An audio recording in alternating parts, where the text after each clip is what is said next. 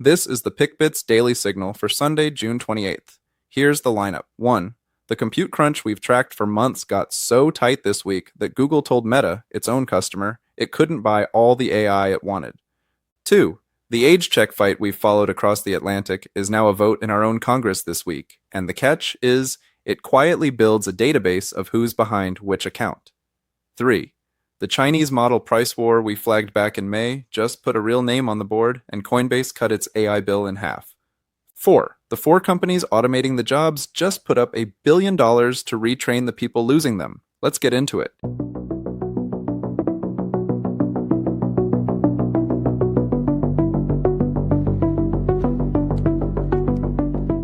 This is the PickBits Daily Signal.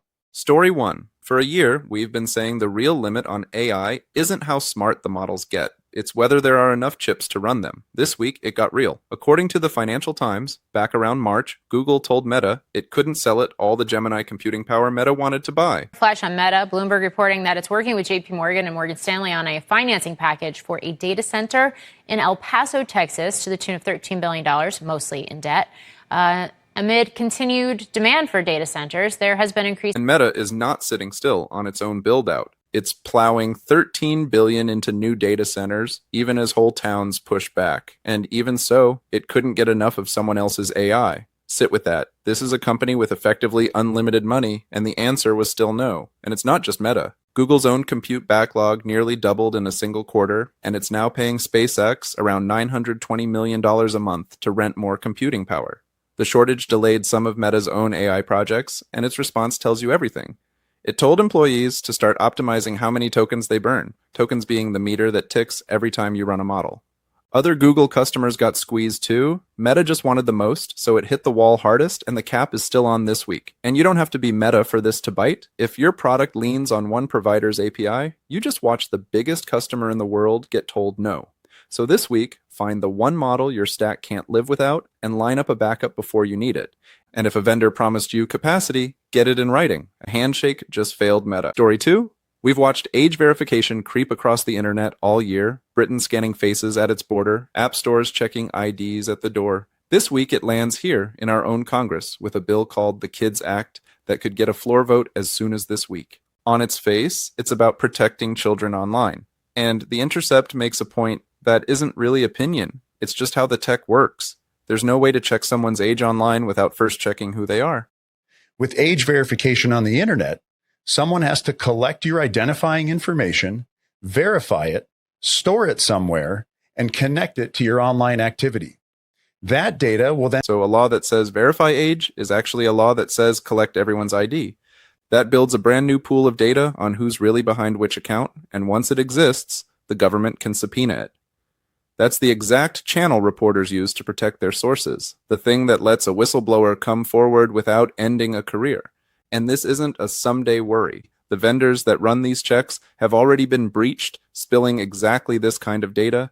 Verify age, verify identity, it's the same database. If you run a tip line or a newsroom's intake desk, send this to whoever owns your security model. And if anonymous speech matters to you at all, the vote could come this week. So call your representative now. Story 3. Back in May, we flagged DeepSeek making its discounts permanent, Chinese open models running at a fraction of what the American labs charge, and we said the real question was who'd actually switch. Now we've got a name, Coinbase.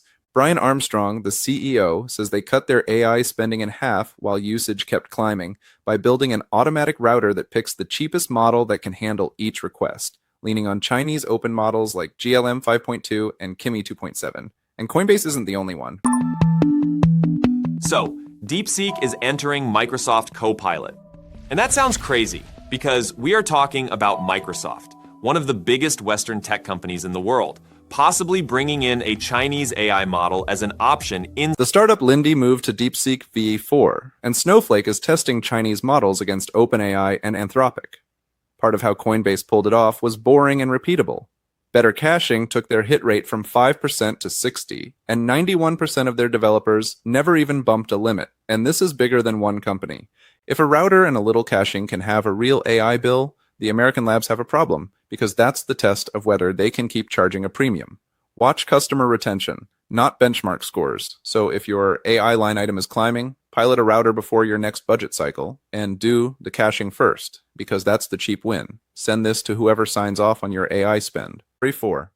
All year, we've tracked the job loss side of AI, and lately it stopped being a forecast and turned into a headcount. That's the backdrop. And I talk to CEOs who are replacing thousands of customer service workers with AI, entire design departments, even coders are being supplanted. And Becky and I were just... This week, the other side of that story showed up, and it's a strange one. On June 25th, a new nonprofit called Raise US launched, aimed squarely at retraining American workers whose jobs AI is taking.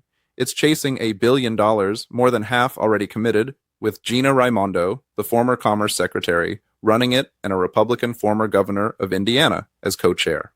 Look at who's funding it. Amazon, Microsoft, Anthropic, and OpenAI, direct rivals, and the same companies building the AI that's displacing the work. The first pilots run in Arkansas, Connecticut, Maryland, and Utah, and they say they'll judge it on whether people actually land jobs, not on how many sign up, which is the right yardstick, and a rare one. The cynical read writes itself.